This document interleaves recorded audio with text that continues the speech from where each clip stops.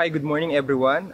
My name is Mike from Mitsubishi Pick Motors, Jose Abad Santos branch. Medyo matagal-tagal ako hindi nakapag-vlog. Mga 2 weeks din yata yun. Today, meron akong i-release na Triton GLX 4x4 manual. Yung client ko is from Bulacan pa. Meron silang business, so maya-maya nandito na rin sila. Pero ngayon, i-check muna natin tong unit kung okay ba, kung may gas-gas ba, or kung ano man.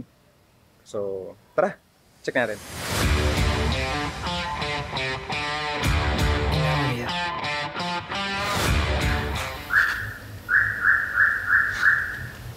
Ano yan, Nel? Ba't may plastic? Tinitignan mo yung stencil.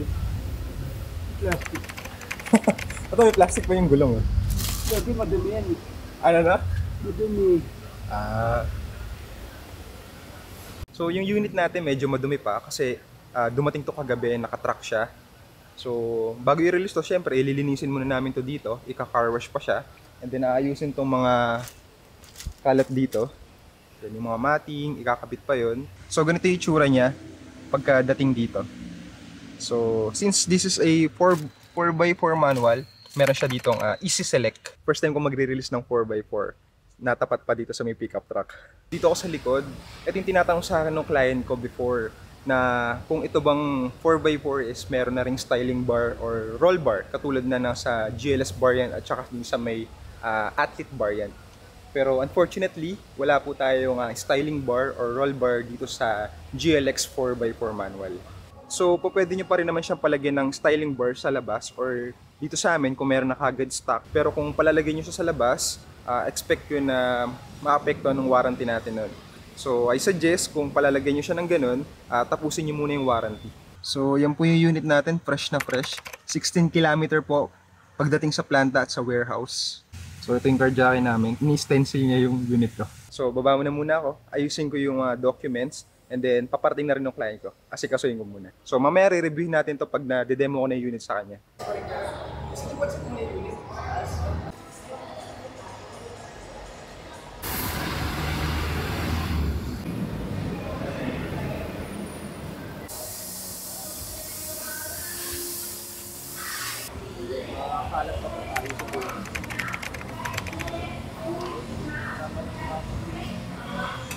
Ano nito? Pili pa kayo mas magpapit ng mga... Thank you, sir. Tara po, tara tayo. Ito bago pa lang po itong Triton na model ito. Meron mga Triton dati, kaya lang di sukat dito. Strap pa. Anong pinagsukat ng wheel? Ito sa baba.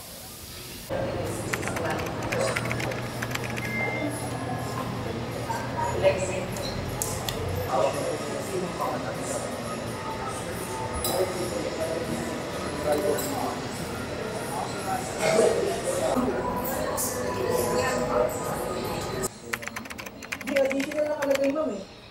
Oo.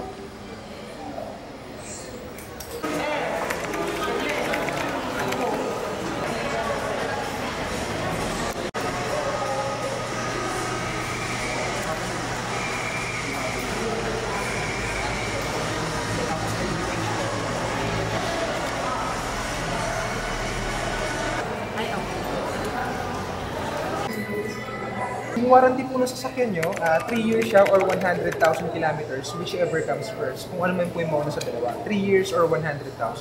Ang covered po nun, differential, transmission, engine, tsaka suspension. Yung muffler, ito po yung muffler.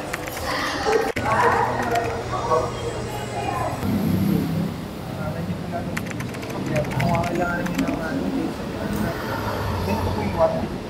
Sure, pag samahin nyo lang lagi, iwanan nyo lang lagi sa loob ng sasakyan. Sige. So ito po, dalawa po yung susi niya. Meron siyang lock at unlock. Tapos meron po siyang gold na yun. Gold na yung serial niya. Ang purpose lang naman ito, kapag nawala yung susi ng dalawa, kapag bumili ka dito, may discount, tsaka madali nila magagawa kasi may secret. Likod, meron na po siyang bed liner na kasama. And then sir, meron po siyang lock na dito. Try nyo nga sir. Masang balisok. Sakto sir sa mga apelido mo. Ay, tapos. Before kasi yung mga wala laki. Magagawa mo. So kapag nakaturo po siya dito sa may arrow, hindi po mabubuksan ng galing sa loob. Ang mga pagbukas lang yung nasa labas. Okay? So lagyan nyo lang po siya dito lagi. Una sir, may charging port siya dito. Type-C tsaka USB Type-A. Tapos meron siyang, pwede niyong bilan ng car charger sa lagay. So, tapak po muna tayo sa may clutch. Tapos susi po. Tapak sa clutch, then susi.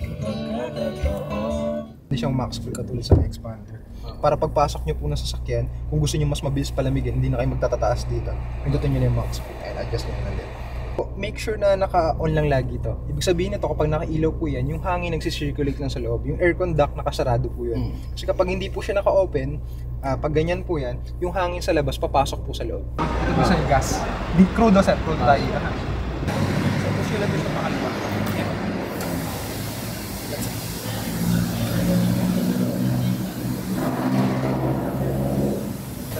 Hayaan nyo lang po sa service yung gagalaw po.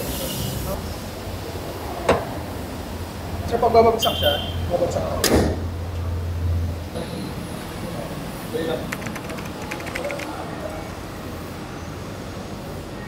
Ako kung ano.